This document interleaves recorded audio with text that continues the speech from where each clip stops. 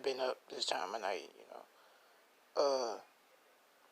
I want to give a shout out to Polar Bear because I heard about him talking about this on his live, and I was like, for real? So I had to go research it, and this is what I ran across, man.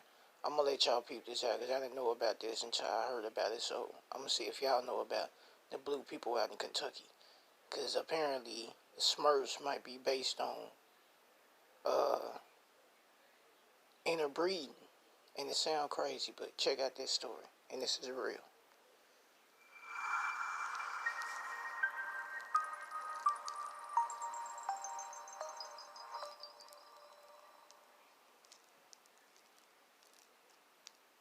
Oh yeah, subscribe to Zoolin. Shouts out to Zoolin.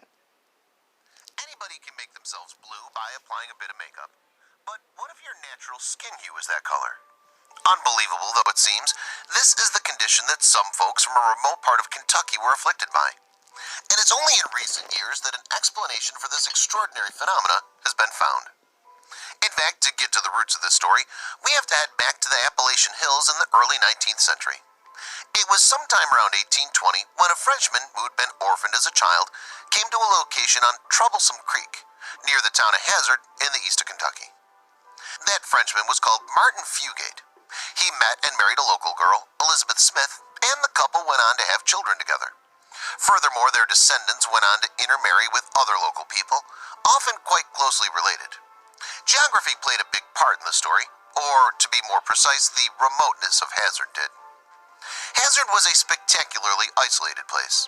In the 19th century, the only routes to get to and from the township were along the 45 miles of the Kentucky River's North Fork, or by undertaking a 2-week hike across the mountains. It wasn't until 1912 that the railroad reached town. Consequently, this remoteness encouraged folk to intermarry.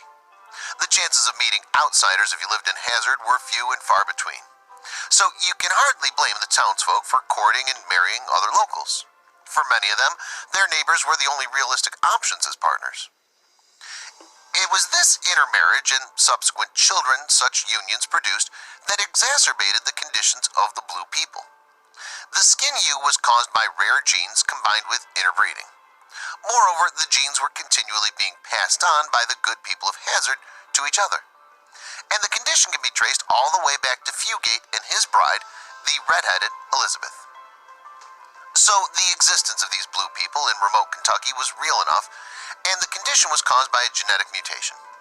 However, the people back in the 19th and early 20th century didn't know that.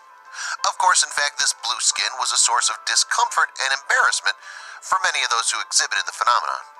It didn't seem to cause medical complications, but it did make the blue people look decidedly weird.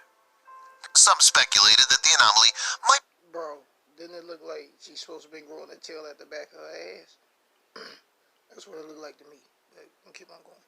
Be caused by a serious underlying illness such as heart or lung disease. Or perhaps the blue people's blood was closer to the surface of their skin for some reason. Whatever it was, speculation continued unanswered right through to the 1950s. It was in 1960 that when Madison Cawine, a hermatologist, took up a post at the Lexington Medical Clinic, a part of the University of Kentucky. Cawine began to hear stories about these mysterious blue people and, as a blood expert, was fascinated. So he made his way to the Troublesome Creek area and started to search for these elusive blue people. And indeed, his search was rewarded. Speaking to Science magazine in 1982, Cawine recalled the day that Patrick and Rachel Ritchie appeared at the Hazard Clinic. They are bluer than hell. Well, as you can imagine, I really examined them. After concluding that there was no evidence of heart disease, I said, aha! I started asking them questions. Do you have any relatives who are blue? Then I sat down and we began to chart the family. Cawine also witnessed the discomfort and shame that the blue skin coloration could cause to those afflicted. They were really embarrassed about being blue, he said. Patrick was all hunched down in the hall. Rachel was leaning against the wall. They wouldn't come into the waiting room. You could tell how much it bothered them to be blue. Dr. Cawine first eliminated other possible causes of the strange blueness, such as heart or lung disease. With them out of the way, he suspected the cause was a very uncommon hereditary condition. He looked like Papa Smurf. Blood disorder called methemoglobinemia. This sees sufferers' blood containing the above average amounts of a component called methemoglobin. Methemoglobin, which has a blue hue, is a mutated form of red hemoglobin. And it's that blue color that can be seen through the skin of people with methenoglobinemia. So now that Colwine had an explanation for the blue color, his next task was to find out why these particular folks in this part of Kentucky had been affected. Methemoglobinemia can be caused by a variety of factors, including a fault in the way an individual makes hemoglobin. Alternatively, it can be caused by an enzyme deficiency, or even by eating too much pork liver. Pork liver has a high level of vitamin K. Although it's an essential vitamin, too much of it could be at the root of the problem. However, despite extensive testing the Richies, Colwine found no evidence of any of the factors usually associated with methemoglobinemia. With that in mind, the hematologist turned to researching medical literature, and here he found something that was the key to the puzzle. It was a 1960 paper published by the Journal of Clinical Investigation. The paper, by Dr. E.M. Scott of the Arctic Health Research Center in Anchorage, dealt with Alaskan Eskimos and Indians who had inherited methenoglobinemia. Scott's theory was that the condition was caused by the lack of a key blood enzyme, diaphrase. In fact, its absence meant that the normal conversion of methemoglobin to hemoglobin would not happen, creating the blue hue. Scott believed that methemoglobinemia was caused by a recessive gene. That meant for the condition to be passed on, both parents would have to carry these bits of DNA. And as we've seen, the isolated circumstances of the hazard community made them perfect candidates for passing on recessive genes. Colwine now needed some more blood to test. Eventually, he tracked down Bessie Fugate.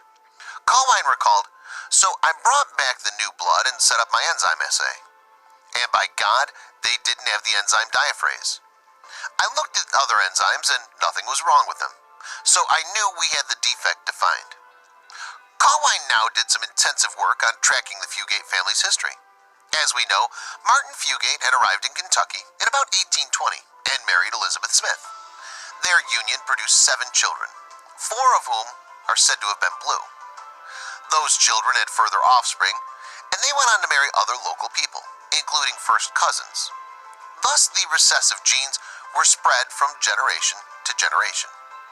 In fact, over the years, the frequency of blue people dropped dramatically as the Kentucky infrastructure improved and people benefited from increased mobility. This in turn enabled people to have a wider choice of partners and to enlarge the gene pool. But interesting tales tend to linger, and local people still remember well the stories of the blue Fugates.